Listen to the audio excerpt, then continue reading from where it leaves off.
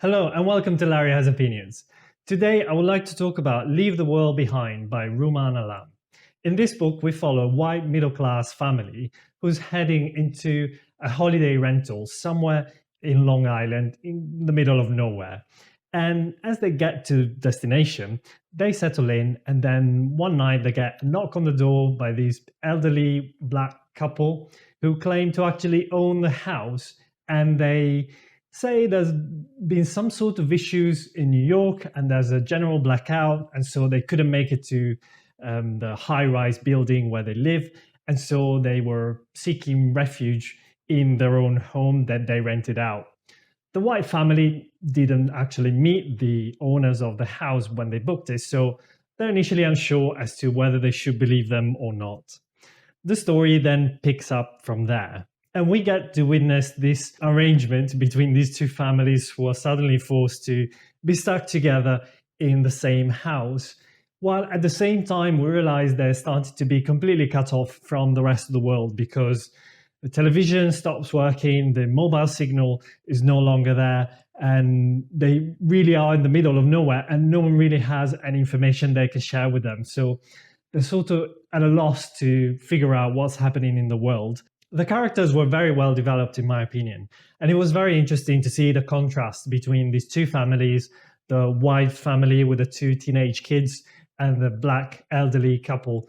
Two families that obviously had pretty different backgrounds, both from a race perspective, but also from a socioeconomic point of view, because the white family was very middle class, while the black family, in a reversal of the traditional stereotypes, were very much more of an upper class background, since they were the owner of this fancy house in the countryside, as well as their own flat in Manhattan and so on. So it's interesting to follow the dynamics between these two groups forced to coexist and live together at the same time. The prose is likely not everybody's taste because it's very, very flowery, borderline overwritten. I personally didn't mind it. I thought it suited the style of the book and the story, and I found myself being quite connected to the story. But if you're someone who prefers a more straightforward type of prose, this might really get on your nerves quite easily.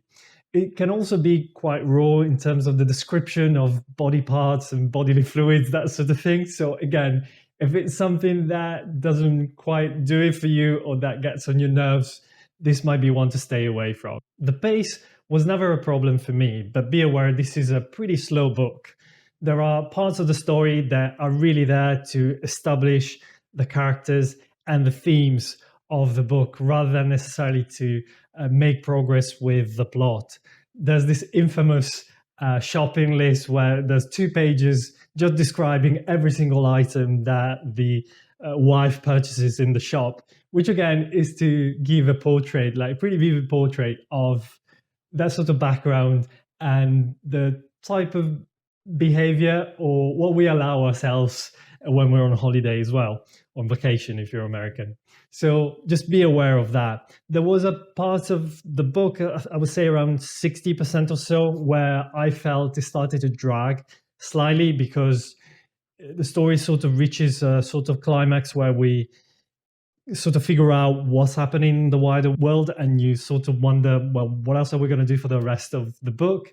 But then after that, it's still, I have to say, it gripped me back again. So I didn't have an issue with pacing at all, personally. So one thing I wanted to really touch on is how this book seems to be very polarizing.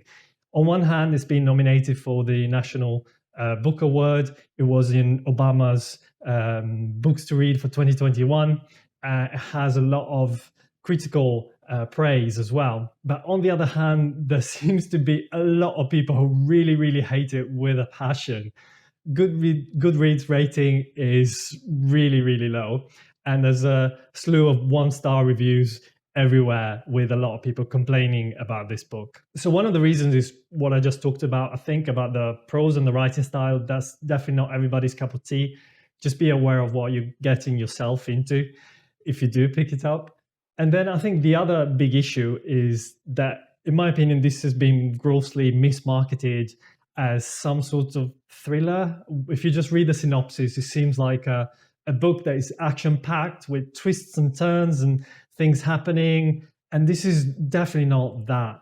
This is a literary fiction book, very slow-paced, very much about the themes and the characters.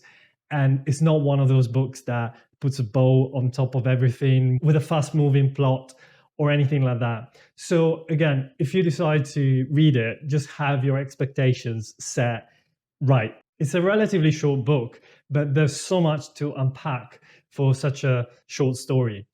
It's really about the fragility of our civilization and how we are so reliant on modern technologies and things that we take for granted today that could easily, very easily unravel. In this era of 24-hour news and constant information overload, how would you cope in a situation where you just have no idea what's happening in the world? Clearly something is happening, but you don't know what it is, and you don't know how to react, and you're called to kind of decide how you would survive in that sort of situation.